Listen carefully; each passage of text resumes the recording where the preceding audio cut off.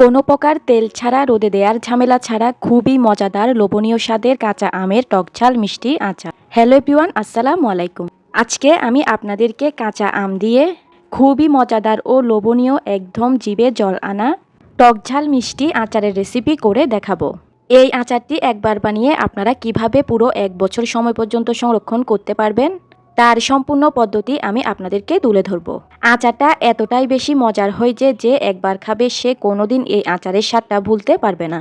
কাঁচা আম ফুরিয়ে যাওয়ার আগেই আপনারা আচারটিকে বানিয়ে পুরো বছরের জন্য সংরক্ষণ করে রাখুন। তেল ছাড়া রোদে দেওয়ার ঝামেলা ছাড়া এই মজাদার আচারের রেসিপিটা আপনারা শিখতে চাইলে ভিডিওটা একদমই না টেনে শেষ পর্যন্ত দেখতে থাকুন। আশা করছি কাঁচা আম দিয়ে তৈরি এই লোভনীয় স্বাদের আচারের রেসিপিটা আপনাদের সবার কাছে বেশ ভালো লাগবে। তবে চলুন এবার তাহলে আর কথা না বাড়িয়ে আচারটা বানানো শুরু করি। তো আচারটা তৈরি করার জন্য আমি এখানে প্রায় 1 কেজি পরিমাণ নিয়ে নিয়েছি কাঁচা আম। এবারে আমি এই সবগুলো আমকে ভালোভাবে খোসা ছাড়িয়ে নিব। তো দেখতেই পাচ্ছেন আমি এখানে সবগুলো আমকে ভালোভাবে খোসা ছাড়িয়ে নিয়েছি। আর খোসা ছাড়িয়ে নেওয়ার সময় আমি আমের মধ্যে এই সবুজ অংশগুলোকে একটু একটু করে রেখে দিয়েছি। অর্থাৎ এখানে কিন্তু আমি এই আমের মধ্যে খোসার একটু একটু সবুজ অংশ রেখে দিয়েছি। ঠিক এভাবে করেই আমগুলোকে খোসা ছাড়িয়ে নিতে হবে। এখন আমি এই সবগুলো আমকে এভাবে টুকরো টুকরো করে কেটে নিয়েছি। আমি এখানে একটা আমকে 4টা টুকরো করে কেটে নিয়েছি। আমগুলোকে কিন্তু বেশি চিকন করে কাটা যাবে না।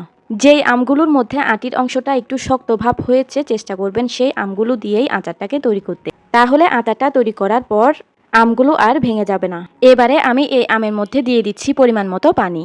পানিটা এমনভাবে দিতে হবে যেন সবগুলো আম এই পানির মধ্যে ডুবে থাকে। এবারে এই আমের মধ্যে আমি দিয়ে দিব উঁচু উঁচু করে 1 চা চামচ পরিমাণ লবণ। এবারে এখানে দিয়ে দিব 2 টেবিল চামচ পরিমাণ হোয়াইট ভিনেগার। এখন আমি এই ভিনেগার আর লবণ পানির মধ্যে আমগুলোকে ভিজিয়ে রেখে দিব 5 থেকে 6 ঘন্টার জন্য। এভাবে ভিনেগার আর লবণ পানিতে আমগুলোকে ভিজিয়ে রাখলে আমগুলো যখন আচার তৈরি করব তখন একেবারে গোটা গোটা ভাব থাকবে। আর এভাবে ভিজিয়ে রাখার কারণে আমের কষটাও চলে যাবে। তো এখন আমি ফিরে আসলাম ঠিক 6 ঘন্টা পর। এখন কিন্তু দেখতেই পাচ্ছেন আমের থেকে কিন্তু অনেকটাই কষ বের হয়েছে। পানিগুলো কিন্তু একটু কালচে হয়ে গিয়েছে।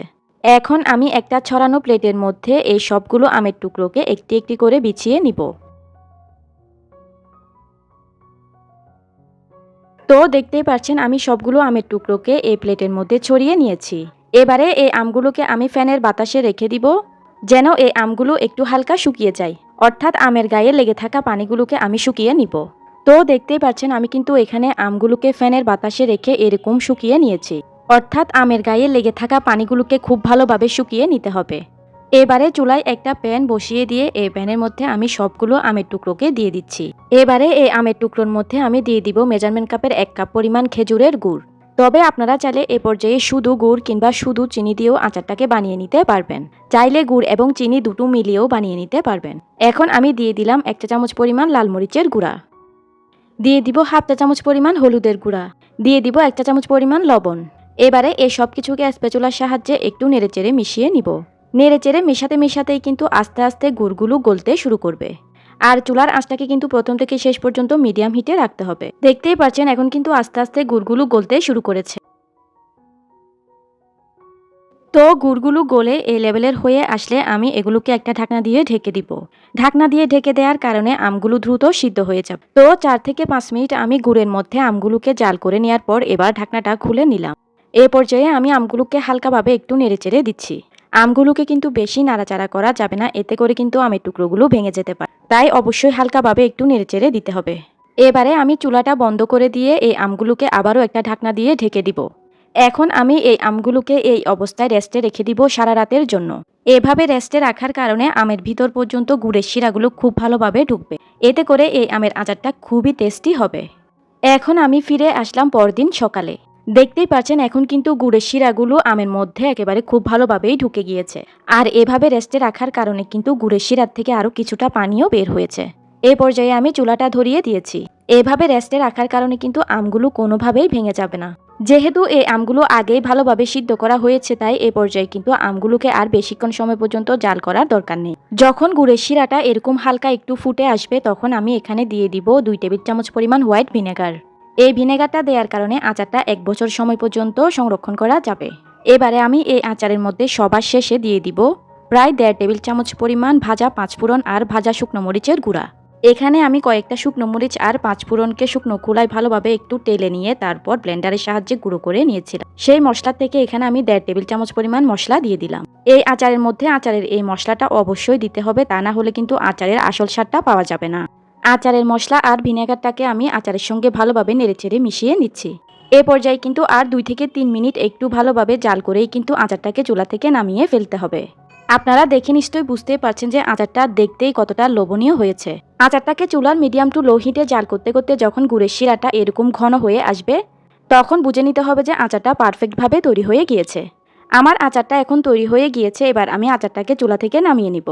তো ভিউয়ার্স, দেখতেই তো পেলেন কাঁচা আম দিয়ে খুবই সহজেই তৈরি করে ফেললাম লোভনীয় স্বাদের টক ঝাল মিষ্টি কাঁচা আমের আচার। এই আচারটা খেতে এতটাই বেশি লোভনীয় স্বাদের হয় যে এই আচারটা বানানোর সাথে সাথেই ফুরিয়ে যাবে। ভীষণ মজার কাঁচা আম দিয়ে এই আচারটা আপনারা একবার বাসায় বানিয়ে দেখবেন। আশা করি বাড়ির সবাই একেবারে কাড়াকাড়ি করে খেয়ে নেবে। কাঁচা আমের এই লোভনীয় স্বাদের আচারটাকে যদি আপনারা সংরক্ষণ করতে চান, তাহলে আচারটাকে ভালোভাবে ঠান্ডা করে নিয়ে তারপর একটা শুকনো কাঁচের বয়ামে ভরে রেখে আচারটাকে নর্মাল ফ্রিজে রেখে দিলে আচারটা প্রায় 1 বছর সময় পর্যন্ত ভালো থাকবে। আচারটাকে বানানোর পর কোনো প্রকার রোদে দেওয়ার কোনোই ঝামেলা নেই। খুবই কম উপকরণে কোনো রকম তেল ছাড়াই বানিয়ে নিলাম অসম্ভব মজার কাঁচা আমের এই টক ঝাল মিষ্টি আচার। ভিউয়ার্স, আমি আশা করছি আমার আজকের এই সহজভাবে তৈরি কাঁচা আমের টক ঝাল মিষ্টি আচারের রেসিপিটা আপনাদের সবার কাছে বেশ ভালো লেগেছে। ভালো লেগে থাকলে কিন্তু ভিডিওতে অবশ্যই একটা লাইক দিয়ে দিবেন। কোনো প্রকার তেল বা রোদে দেওয়ার ঝামেলা ছাড়া খুবই মজাদার ও লোভনীয় একটি আমের আচারের রেসিপি আমি আপনাদের সঙ্গে শেয়ার করব। আমের অন্য যে কোনো আচারের চাইতে কিন্তু এই আচারটার স্বাদ প্রায় কয়েক গুণ পরিমাণে বেশি। আচারটিকে একবার বানিয়ে আপনারা সারা বছরের জন্য সংরক্ষণ করতে পারবেন। আচারটা এত বেশি লোভনীয় স্বাদের হয় যে আচারটা যে একবার খাবে সে কিন্তু আপনার থেকে রেসিপি জানতে চাইবে। তবে চলুন এবার তাহলে আর কথা না বাড়িয়ে আচারটি বানানো শুরু করি।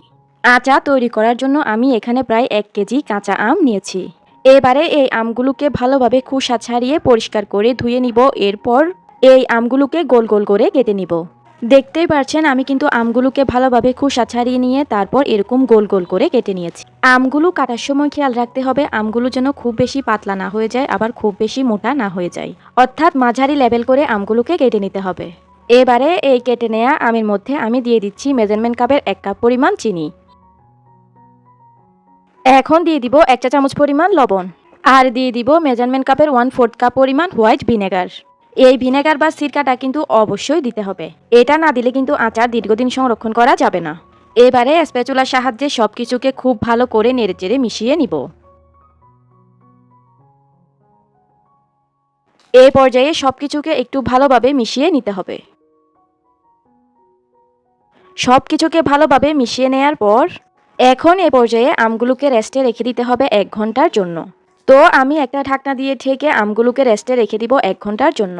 এভাবে 1 ঘন্টা রেস্টে রাখার কারণে সবগুলো চিনি ভালোভাবে গলে একেবারে আমের ভেতর পর্যন্ত যাবে। তো আমি ফিরে এলাম 1 ঘন্টা পর। এখন কিন্তু আপনারা দেখতেই পাচ্ছেন যে সবগুলো চিনি খুব ভালোভাবে গলে গিয়েছে। দেখতেই পাচ্ছেন এখন কিন্তু চিনির থেকে সবগুলো পানি ছেড়ে দিয়েছে।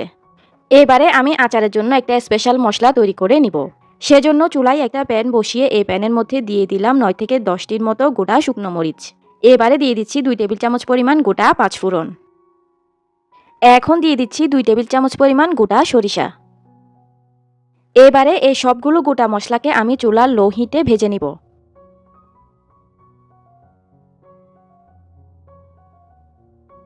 মশলাগুলোকে কিছুক্ষণ ভেজে নেওয়ার পর যখন মশলা থেকে খুব সুন্দর একটা ফ্লেভার ছড়াচ্ছে আর মশলাগুলোর কালার এরকম হালকা চেঞ্জ হয়ে গিয়েছে, তখন বুঝে নিতে হবে যে মশলাগুলো ভালোভাবে ভেজে নেওয়া হয়ে গিয়েছে।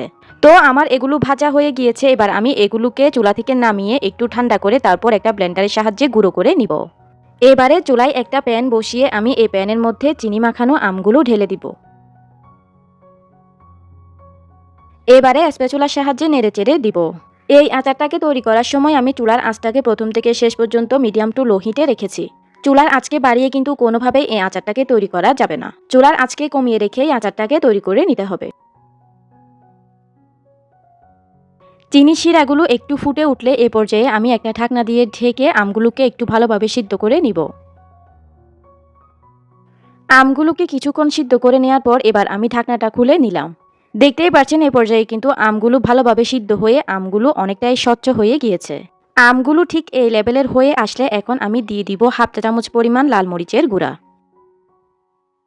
দিয়ে দিব সামান্য একটু হলুদের গুঁড়া। এবারে এই মশলাগুলোকে হালকা হাতের সাহায্যে একটু নেড়েচেড়ে মিশিয়ে দিচ্ছি।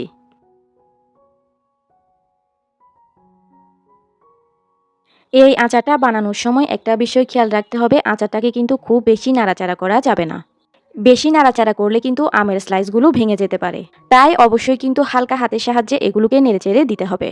এখন আমি দিয়ে দিব আগে থেকে যে আচারের মশলাটা গুঁড়ো করে রেখেছিলাম সেখান থেকে 1.5 টেবিল চামচ পরিমাণ মশলা। আমি কিন্তু পুরো আচারের মশলাটা এখানে দিচ্ছি না। 1.5 টেবিল চামচ পরিমাণ আচারের মশলা আমি এখানে দিয়ে দিয়েছি। এবারে দিয়ে দিব 1 চা চামচ পরিমাণ বিট লবণ। এই বিট লবণটা দেওয়ার চেষ্টা করবেন, এতে করে আচারের স্বাদটা অনেকটাই বেড়ে যায়। এবারে স্প্যাচুলার সাহায্যে হালকা করে আমি সবকিছুকে একটু নেড়েচেড়ে মিশিয়ে দিচ্ছি।